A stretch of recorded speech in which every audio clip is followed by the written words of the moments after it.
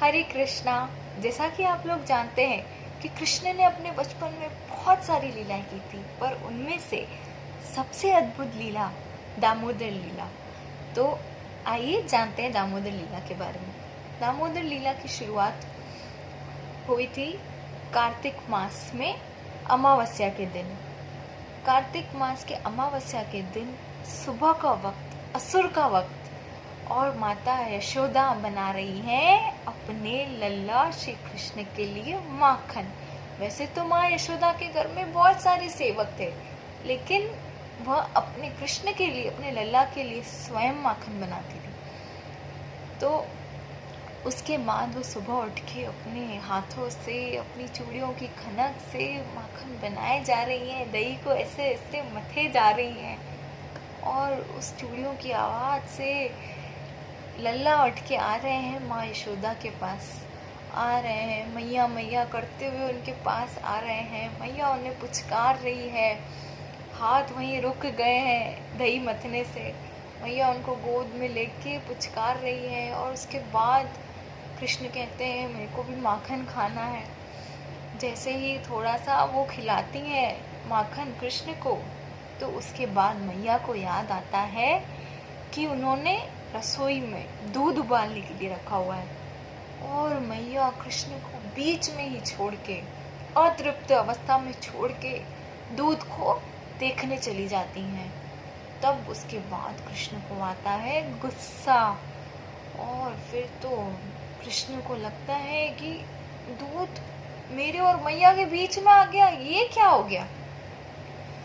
फिर तो उसके बाद कृष्ण क्रोधित अवस्था में पीछे सारी पड़ी मटकियाँ फोड़ देते हैं, माखन फैला देते हैं, अपने दोस्तों को बुलाते हैं, बाहर जो वानर थे, जो बंदर थे, उन सबको बुलाते हैं, आओ उनमें मक्खन दही सब बांट देते हैं, पूरा घर अस्त व्यस्त कर देते हैं। और उसके बाद जब मैया आती है, देखती है ये क्या, मैं 2 मिनट अंदर क्या गई, तुमने ये क्या किया लल्ला। उसके बाद तो मैया को भी गुस्सा। मैया बोलती है सारी गोपियां सही कहती हैं कृष्ण कि तू माखन चुराता है, उनकी सारी हांडियां फोड़ देता है, तूने आज हमारे घर पे भी ऐसा ही कर दिया। उसके बाद तो मैया को आता है गुस्सा, लल्ला आज तू गया, आज तू ठहर जा, आज मैं तुझे बांध के रहूंगी, आज मैं तुझे बांध के रहूंगी।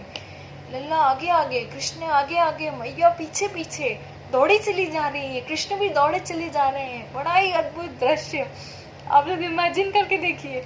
उसके बाद तो बस वो पीछे पीछे दौड़े जा रहे हैं, दोनों एक दूसरे के पीछे पीछे, और कृष्ण तो रुक ही नहीं रहे, मैया थक रही हैं, कृष्ण तो रुकने का नाम ही नहीं ले रहे।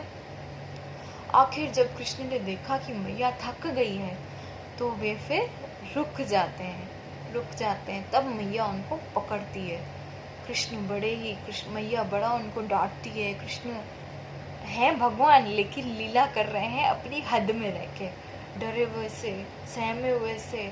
फिर मैया सोचती है कि अब ये हाथ में आया है तो आज इसको जाने नहीं दूंगी, अब तो मैं तुझे बांध के रहूंगी। ऐसा मैया सोचती है कि अब तू रुक लल्ला, आज मैं तुझे बांधूंगी।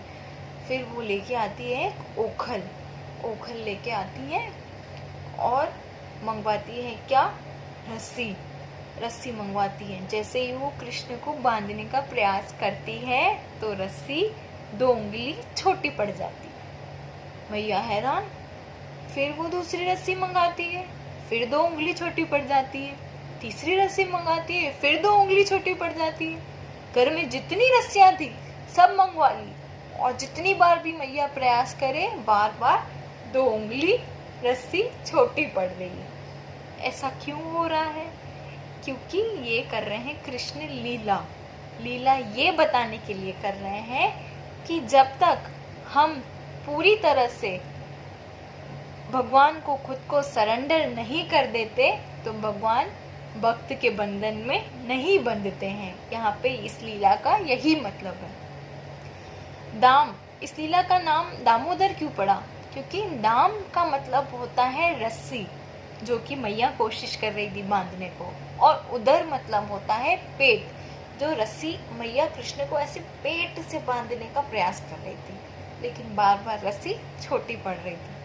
तो बस ये जो लीला की थी श्री कृष्ण ने, वो यही सिखाने के लिए की थी कि भक्तों को, हम सारे भक्तों को कंप्लीट सरेंडर कर देना चाहिए श्री कृष्ण की शरण में, तभी वो हमारे प्यार के बंधन में बंधेंगे।